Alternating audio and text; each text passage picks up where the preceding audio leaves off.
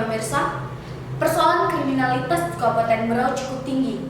Tentu saja hal ini tak dapat dianggap sepele.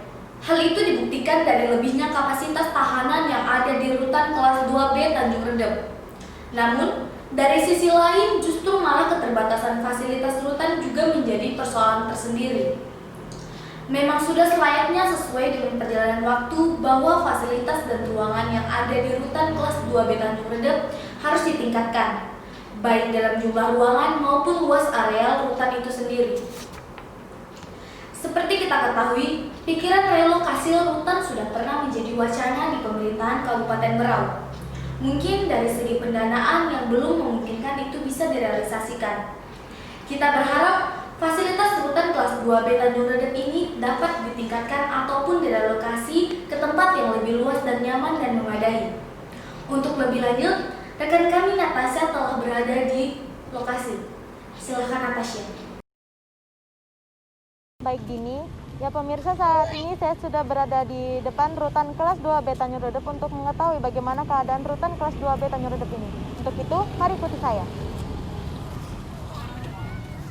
Baik pemirsa, saat ini saya sudah bersama Bapak Prayitno selaku Kepala Rutan kelas 2B Tanjung Redep. Baik Pak, di sini saya mendengar desas-desus bahwa tahanan di rutan kelas 2B ini Pak overload ya Pak, atau melebihi kapasitas Pak. Oh betul, ya ini bukan kejadian, ini bukan hanya di Tanjung Redep aja. Rata-rata di seluruh Indonesia semuanya hampir sama. Udah overload juga, udah berkapasitas. Logikanya di sini rutan ini isinya kalau menurut aturan kapasitasnya itu hanya 195, tapi isinya sekarang artinya udah 700-an.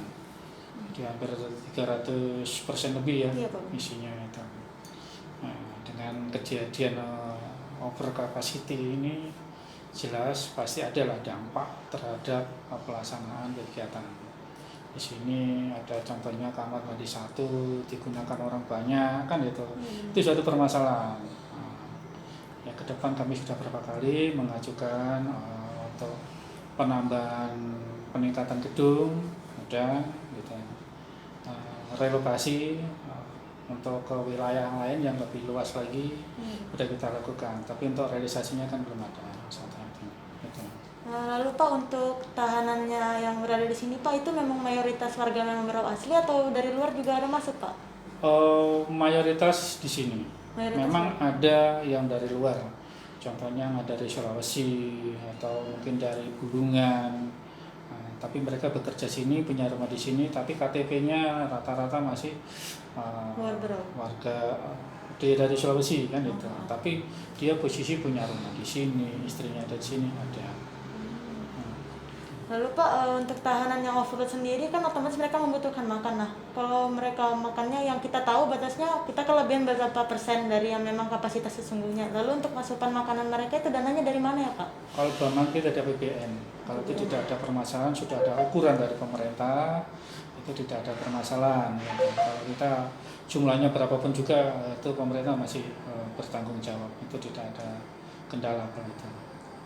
Untuk tahanan yang berada di sini Pak, apakah itu mereka berbeda dengan tahanan yang ada di Polres atau ada tingkatan-tingkatan tertentu yang berada di lapas ini Pak? Pada dasarnya tahanan itu ya yang beranak kan sini biasanya dititipkan di sini, Polres wajib menitipkan di sini, kejaksaan ada, kan itu. Ini namanya rutan, pengadilan ada, ini nama rutan. Rutan itu untuk melayani proses hukum. Proses hukum itu tadi saya sebutkan ada dari kepolisian, dari kejaksaan, pengadilan. Tapi faktanya di sini juga ada narapidana yang sudah putus pidana ingkrah. Nah, seharusnya orang ini harusnya pindahnya ke dalam lapas. Akhirnya kita juga ada merangkap ini sebagai rutan untuk perawatan tahanan juga atau pembinaan narapidana. Jadi logikanya rutan ini seharusnya sudah dipisah gitu, lapas tersendiri, rutan tersendiri. Kenapa sekarang terjadi overload kan gitu? Karena tambah banyak. Sini jauh kita mau atau memindah pun kita harus ke Samarinda. Setahu yang sudah kita ketahui sendiri kalau ke Samarinda itu perjalanan aja sekitar 13 sampai 15 jam. Itu yang kesulitan kita. Itu yang kalau terdekat paling ini Tarakan sudah masuk ke Tarakan, beda provinsi lagi kan. Itu yang jadi akhirnya kenapa terjadi penumpukan warga binaan di sini, baik tahanan maupun narapidana dari ini. Itu yang Lalu Pak, untuk tahanan di sini apakah ada tingkatan-tingkatan mereka Pak, yang perbedaan di antara tahanan yang lain dengan yang lainnya Pak? ya, maksudnya beda tingkatan jenis. Misalnya jenis kasus mereka gitu Pak? Ada di sini ada tingkat pencurian juga ada, ya mayoritas ada. Perampokan juga ada kan, mayoritas narkotika. Mayoritas narkotika ya Pak? Narkotika di sini hampir 80% isinya itu tindak pidana narkotika.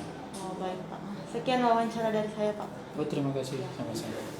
Baik pemirsa, sekian wawancara saya, kembali ke rekan kami di. Baik, terima kasih Natasha. Pemirsa, Anus akan terus hadir mengabarkan berita-berita terkini yang ada di Kabupaten Berau untuk Anda pemirsa. Tim Liputan Anus melaporkan.